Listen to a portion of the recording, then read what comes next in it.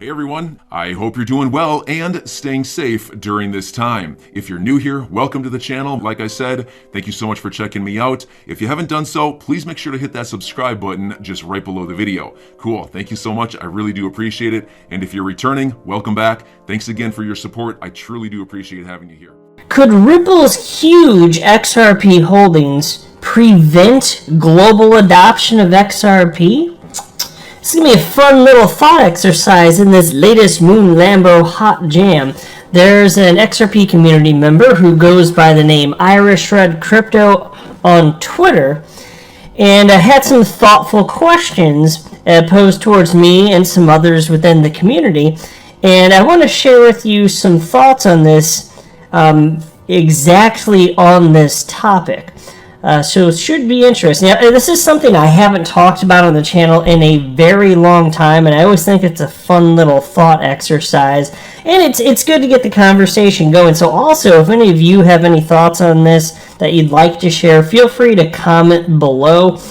This is just a starting point here, so I don't mind if you guys think that I'm wrong. That's perfectly fine. I'm just getting a discussion going here. I love thoughtful discourse, but this is the type of stuff where if we could meet in person, just sit down and have a beer on a patio, it would be fun to just pick apart this topic and so many others. There's never a shortage of things to talk about when it has to do when the topic is crypto and XRP. But before going any further, I do want to be clear that I do not have a financial background of any kind. I am not offering financial advice. And you definitely should not buy or sell anything because of anything I say or write. I'm just an enthusiast who enjoys making YouTube videos about crypto-related topics, but just as a hobby and just for fun. And so here is what XRP community member Irish Red Crypto had to say. Question I would like to get some opinions from the XRP community on. Let's just say, for argument's sake, that Ripple and XRP get adopted worldwide as a swift replacement. Would the governments and central banks of the world just accept Ripple holding such a large amount of XRP and becoming one of the most powerful private companies on the planet in terms of financial power? Would the central banks themselves not want Ripple to hand over or burn their XRP through a vote on the XRP ledger? I just can't get my head around what could be done from a technical standpoint by Ripple in this case. There are a lot far smarter than me in this community. What do you think? And then he tagged me along with some others. Well, first of all, I'm not claiming to be smarter, but I do have some thoughts on this that might not necessarily be completely obvious to everybody. But and that's why I wanted to talk about this. I think it'll be a fun time here. Also, thank you very much, Irish Red Crypto, for tagging me. This is just a perfect, fun content for a video on my channel, which of course is XRP centric here. So here's what I'm thinking. It's somewhat pointless to have too large a percentage of XRP in the total XRP in existence, in the sense that you can't sell it all at the current market rate without crashing the global price. Now, however, Ripple does have a plan to sell the vast majority of their XRP holdings over time, and they're doing that in conjunction with network growth. And in fact, close to 5 years ago, I don't know if they've updated it since, and I haven't seen it if so, but they put out a 30-year release plan for XRP. And so the plan is that by the time you're at the 30th year, and maybe they'll need to revise this based on real-world adoption, of course, right? Not a maybe, that'd be a definite. But the point is, their actual holdings would be it would be way less significant than what it is now, right? And so if they continue to do that, if they continue to sell XRP in conjunction with network growth, then their large holdings will simply be a non-issue. as network network adoption and importance globally increases, their holdings go down, it becomes a non-issue.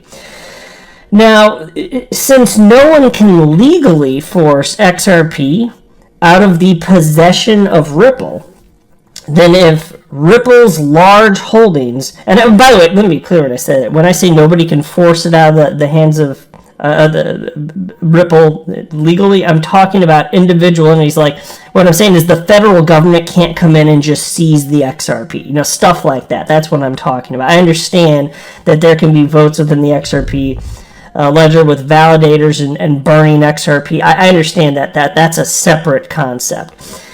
But given that no one can legally force XRP out of the possession of Ripple, then if Ripple's large holdings of XRP would be a problem in a world where XRP has fully or almost fully replaced SWIFT, then I think there could be some pushback against the adoption of XRP as a global bridge currency in the first place, right? And so then you might ask, okay, well, why would financial institutions care about Ripple holding a ton of XRP? Why would they care? Well, what if, let's say there's a world where, all Ripple's XRP is out of escrow. So what if Ripple dumped all their XRP on the market at once? What if they did that? Well, it would crater price. It would.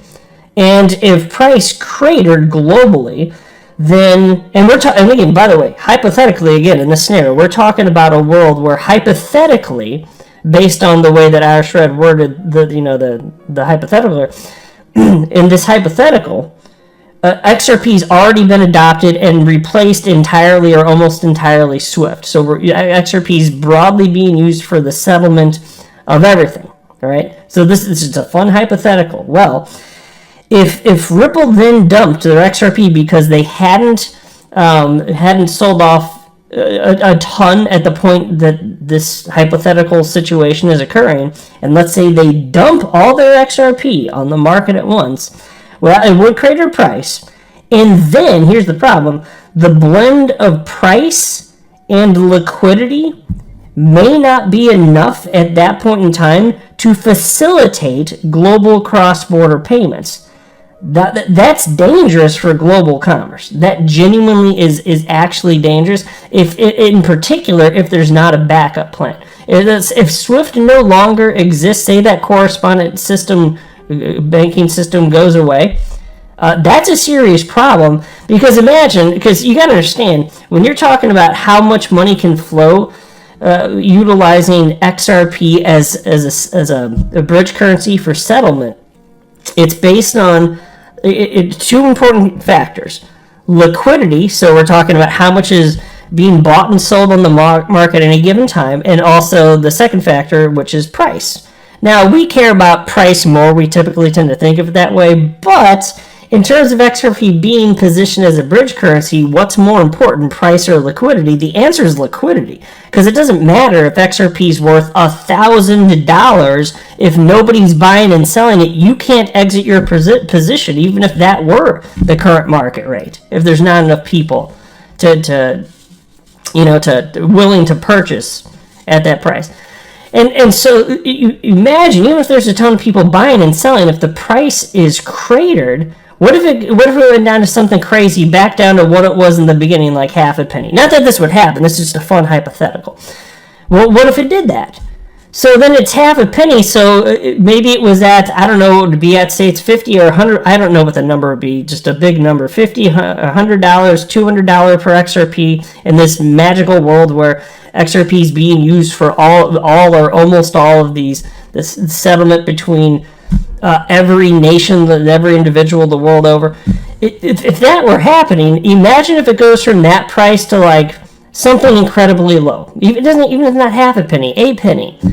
Well, then you can't move enough value around anymore. So that's the danger. So when you're talking about concerns when it comes to central banks and other powers that be, yeah, that actually would be a concern. It legitimately would. And so what would happen? Well, it would never grow into that situation in the first place because people could see it from a mile away. You'd see, okay, but if you see that there's not a participant like Ripple that can just catastrophically harm the market in terms of price action, if that doesn't exist, well then yeah, that's one less blockade on the way to XRP being adopted as a global bridge currency. But I'm just saying, if that fear does exist, it's not going to get there anyway. It's not. So either Ripple is going to unload their XRP holdings substantially, or I don't know that you see that. Not that XRP wouldn't be adopted for some reason. It's kind of like a sliding scale.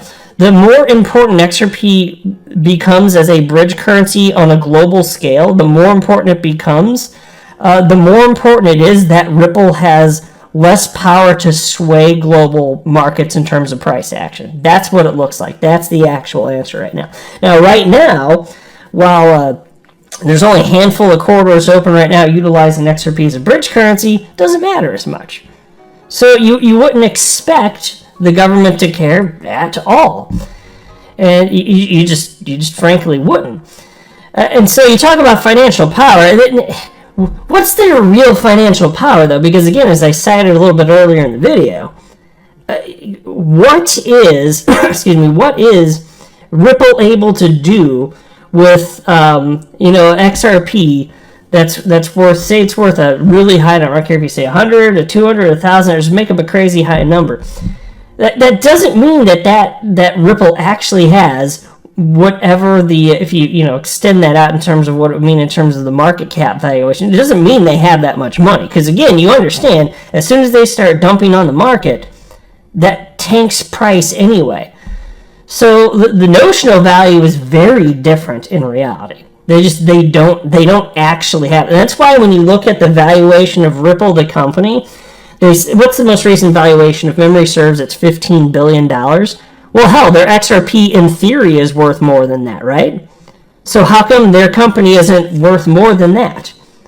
Well, again, the reason is it's because people that do the calculations to determine what Ripple, the company, is worth, they take into account the fact that their XRP, even if they could right now sell their XRP, and they can't because it's an escrow, but even if they could, they understand it would just crater the price.